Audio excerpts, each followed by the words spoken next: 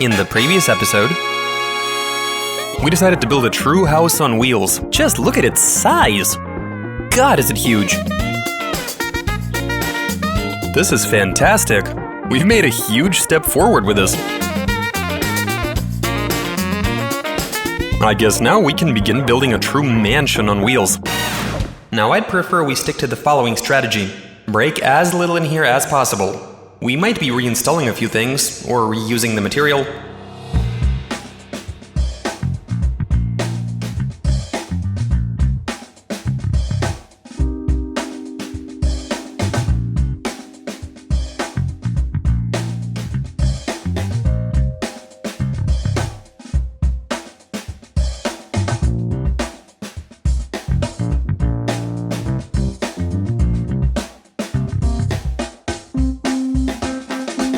It's already taking us a good 15 minutes to simply drive this thing onto what seems to be a vast yard, and that's just where the problems begin.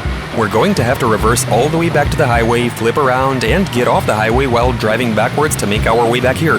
This bus literally won't clear anything. The other thing is that right here we have a septic tank, which we need to avoid, given the bus does weigh 15 tons or thereabouts, so it'll collapse if we run over it, and that'll be a huge problem. We're walking on a razor-thin edge.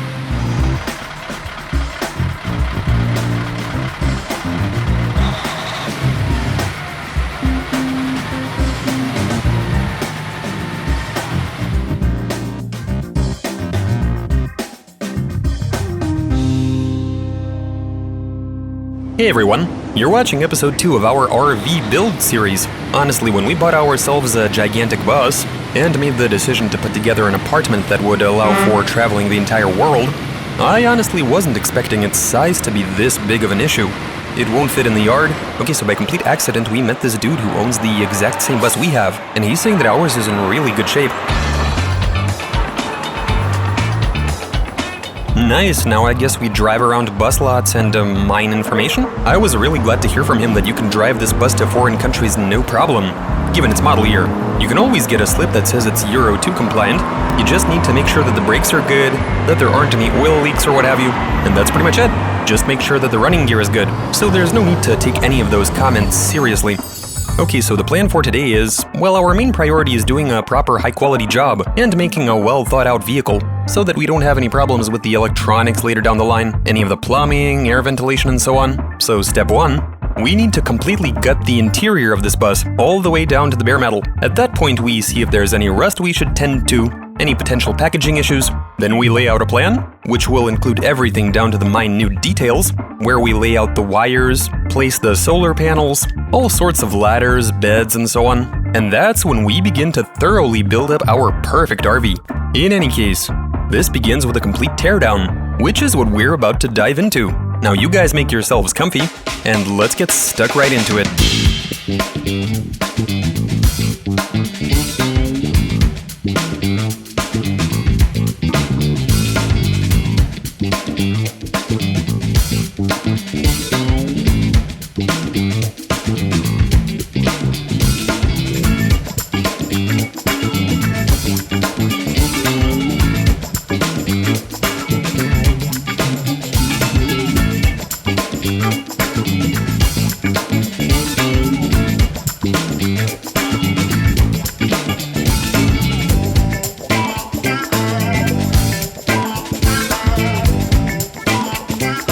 Here we see the first sign that this bus might require some rust treatment. This is actually pretty gnarly. I don't really know how to go about this. Either we use a sandblaster, but this bus wouldn't really fit in a garage now, would it? Yeah, sandblasting would have been perfect. One day and the job's done. Now if we don't have that option, I guess that means we'll be scrubbing all of this off by hand, which is something I'd prefer to avoid. But first we'll check and see how bad it is. Maybe it's just a few spots and there's really nothing to worry about. This is right next to a door jamb, which could explain why this particular spot was subject to increased water exposure.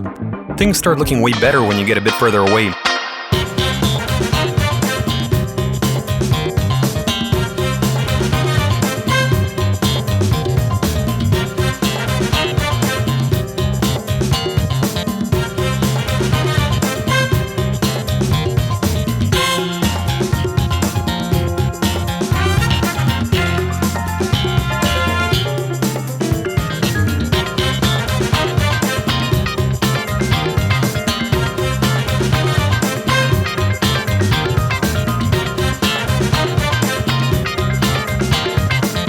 Now, after dismantling pretty much the entire bus, I'd like to say that it appears to be in pretty decent shape. Let's call it a B-. After uncovering the windows, we have so much light in here.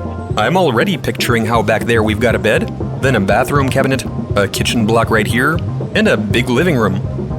That's roughly how I see it, but now it's a matter of working out the dimensions together with the actual layout.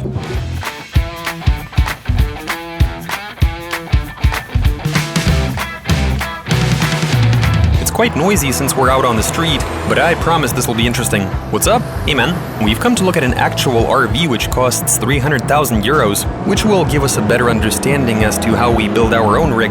We've already got a sales rep waiting in there for us, so let's go check it out.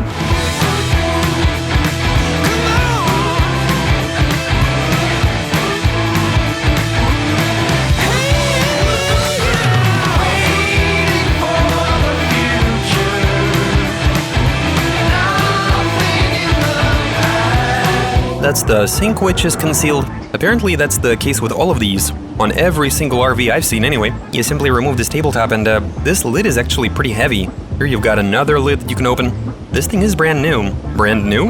As in nobody has ever touched this even. It's a new rig. You've got a gas stove. Look at that leather, man. It's got a vacuum-type toilet just like on an airplane. Will you look at how much space there is in the bathroom? And right across you've got your regular sort of shower cabin. Look at that, this door also closes. You know what I really don't get? Let's say you're moving, it's going to be rattling, yeah. Take a look at how much movement there is in the door, man. Especially down at the bottom. Yeah, it's rocking back and forth. The shower looks like something you'd find on a ferry. Well, yeah, evidently you stand right over here. Or maybe you just need to open the door and, yes indeed. There's even a magnet to secure it. Get over here. I get the idea. Look at what you've got on the door. You make sure everybody leaves. You've got a nice towel rack. This is some really clever thinking. You've got a convenient way to enter the shower. A car isn't gonna fit, but I'm sure you can park an ATV in here or something. Oh, okay, so you can lower that rear section. It comes down, and you can drive onto it. It's basically a ramp. You've got stairs going to the second floor, a couple of windows. Yeah, so this chamber, it's quite obviously for just 2 people, Yegor. I can't imagine a group of people chilling up here. Of course not. Like 6 or something. You actually can accommodate 6 people. Look, is this over here configurable? I don't know, guys. I think I see a button down there. The table is bolted down though. It's definitely configurable. Take a look at how the fridge door is secured. You've got these tabs. It's not your typical magnet like you usually have on a fridge. Here you need something extra so that it stays in place. The only thing I don't understand is how you take over 2 people on board, considering that you've got only 2 seats with belts. I take it it's illegal to ride here, or does it come with belts? Oh, look at that. So you can tie yourself down. The height of these ceilings allow for me to stretch my arm out, with my wrist folded of course. Is that another bed? Maybe. I definitely see a mattress. I guess it's a transformer bed. The air conditioner is mounted on top, that's just a fan. And here's another AC which I'm assuming doubles as a heater. I take it these pillows are what allow you to transform that table. I just found a huge pillow exactly the same size as this right here. I'm guessing you remove the table and place it in the cargo bay, and you've got yourself another bed. I find this to be a rather curious layout. Look, here you can make your way downstairs, as in use this room as an extension, and have yourself a double-decker bed. Very efficient use of space. You've got handrails in all of the right locations. I'm guessing this is a movable wall. Yeah, exactly, it extends outwards. It goes out a good 1.5 and maybe even 3 feet.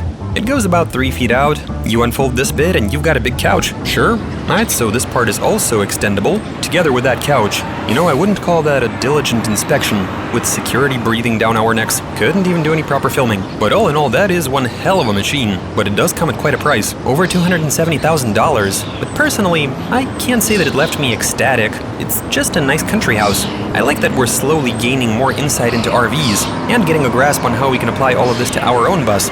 Our bus is considerably larger than that thing. I especially like that trick with the door. That's just brilliant.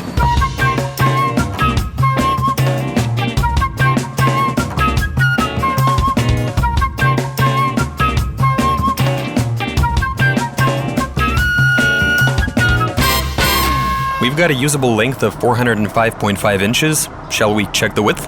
90.5. I'm guessing we can subtract 1 foot, leaving us with a good 79 inches.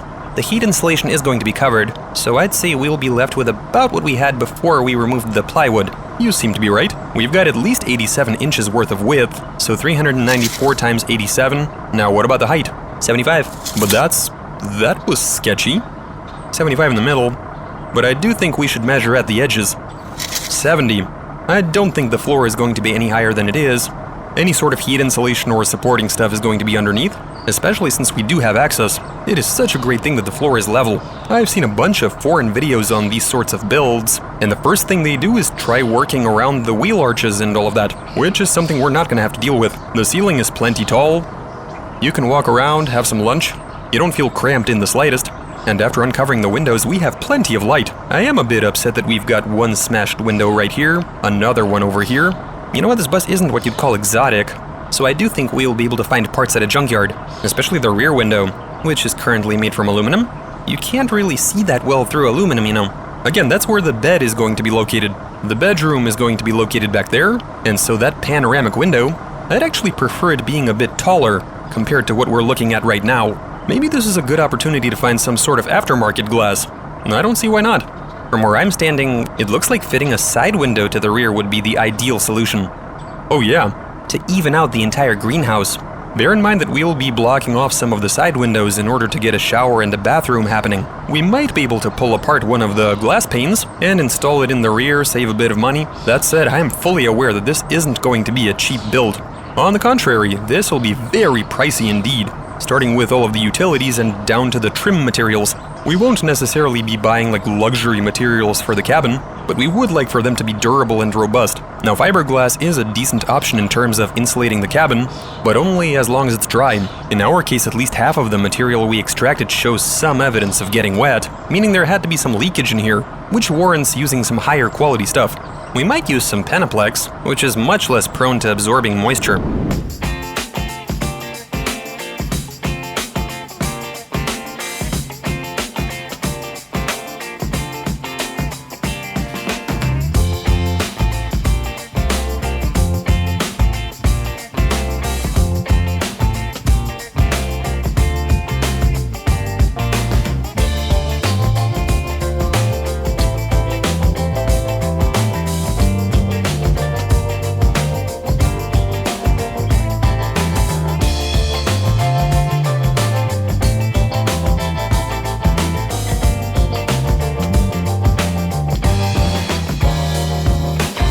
So one day turned out to be enough to completely dismantle the interior of this bus. This wasn't a total breeze, but I can't say it was that difficult either. And after taking a few measurements, we've worked out that we have about 242 square feet of space to play with, which I think should be enough to build a true studio apartment. To accommodate 6 people, provide them with a kitchen, a shower, toilet, a table and all of that.